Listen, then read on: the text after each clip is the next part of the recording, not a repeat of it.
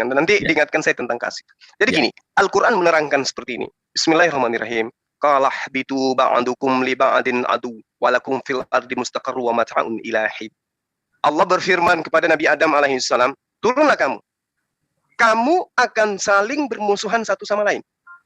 Bumi adalah tempat kediaman dan kesenanganmu sampai waktu yang telah ditentukan.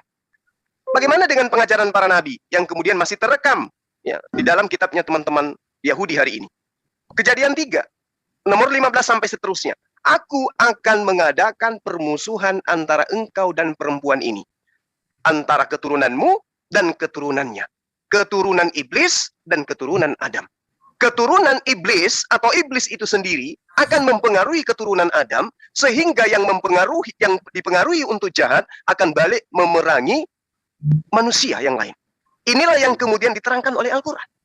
Turunlah kamu akan saling bermusuhan satu sama lain. Kenapa yang satu menjadi musuh yang lain? Karena mereka telah digoda oleh iblis. Lalu bagaimana solusinya? Allah menerangkan seperti dalil yang saya terangkan di awal tadi. Solusinya itu adalah wa qulil haqqu min rabbikum.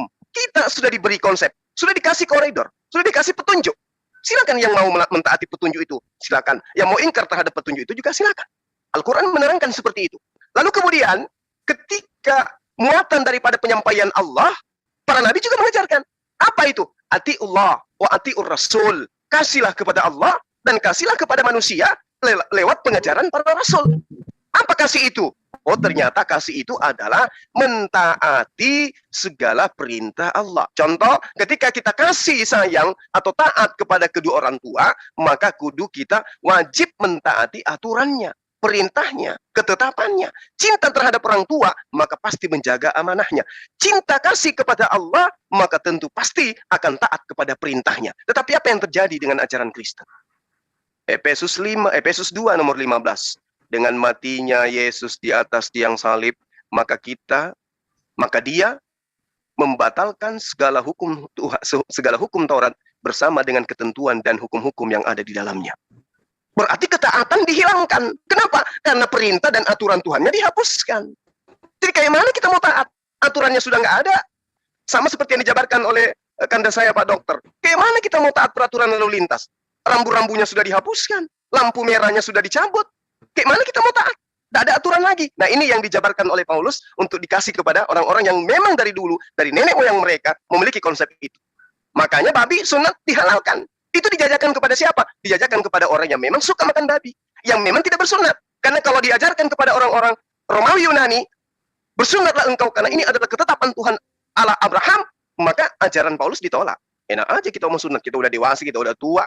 Nggak ada itu sunat-sunat. Maka supaya laku, dihilangkanlah perjanjian kekal itu. Dan supaya mereka ini senang, diajarkanlah terus perpuluhan itu. Padahal antara perpuluhan dan juga sunat, kedudukan sunat jauh lebih hebat karena dia adalah perjanjian kekal. Sementara perpuluhan kekal hanya untuk suku Lewi saja. Tapi sekarang di Indonesia perpuluhan masih berlanjut, sunat tidak.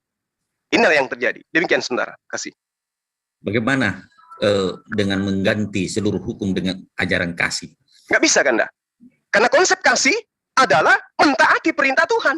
Kalau ada yang mengatakan kasih kepada Allah, tapi tidak taat kepada peraturannya, itu kasih palsu. Itu cinta palsu, itu ketaatan palsu. Percaya sama saya. Yesus mengatakan apa? Di dalam Yohanes 14, jika engkau mengasihi aku, maka engkau akan mentaati perintah-perintahku. Coba. Lalu, kasih kepada Allah, apa yang diterangkan tadi? Di dalam Yeskil. Jika engkau kasih kepada Allah, maka engkau akan hidup menurut ketetapanku, menurut peraturanku, dan berlaku setia. Nah, maka engkau akan memperoleh hidup yang kekal. Apa kata Musa? Jika engkau mengasihi Tuhan Allahmu, lakukan dengan setia kewajibanmu terhadap Dia, dengan senantiasa berpegang pada segala ketetapannya, peraturannya, dan perintahnya. Jadi kasih tanpa perintah, tanpa ketetapan, tanpa aturan, itu kasih buta. Itu palsu itu. Itu palsu. Demikian kan? Saya kira jelas Bro Admin dan Pendeta Dance bahwa memang sejalan dengan Islam. Islam itu konsep iman itu memang diucapkan dengan lidah, dibenarkan dengan hati, diaplikasikan dalam amal perbuatan. Betul. Nah, itu konsep Islam. Sehingga kasih itu adalah sebagaimana yang diterangkan adalah ada wujud nyata berupa perbuatan. Nah, bagaimana pandangan?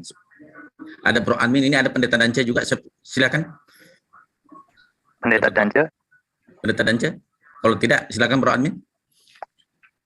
Iya. Kalau soal sunat tadi sih sudah ada yang diobrolin ya. Kalau dari saya pribadi, saya tidak menolak apa yang disampaikan versi Al-Quran.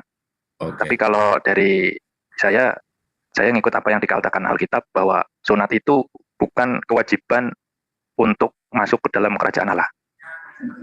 Tetapi sunat itu khusus bagi keturunan Abraham sampai dengan Israel. Kebetulan tadi sempat ditanyakan juga dari mana saya yakin kalau saya ini Israel, ya saya nggak tahu memang. Tapi biasanya keturunan Israel itu memang sudah secara turun-temurun dikasih tahu karena ada ketetapan tentang sunat itu. Jadi saya menganggap bahwa saya bukan keturunan Israel, makanya saya tidak mengikuti apa yang diwajibkan untuk sunat. Kira-kira begitu dari saya.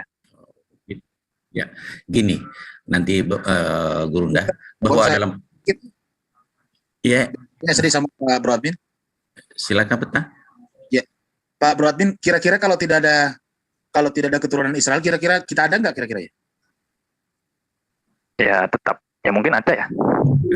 Oke. Kita tetap keturunan Israel gitu ya? Bukan, kan manusia selain dari Abraham kan masih ada. Ada manusia lain dari Abraham. Sementara yang disebut sebagai suku Israel atau bangsa Israel kan keturunan Abraham semua. Oke. Saya sudah paham pandangannya Peta. Jadi gini,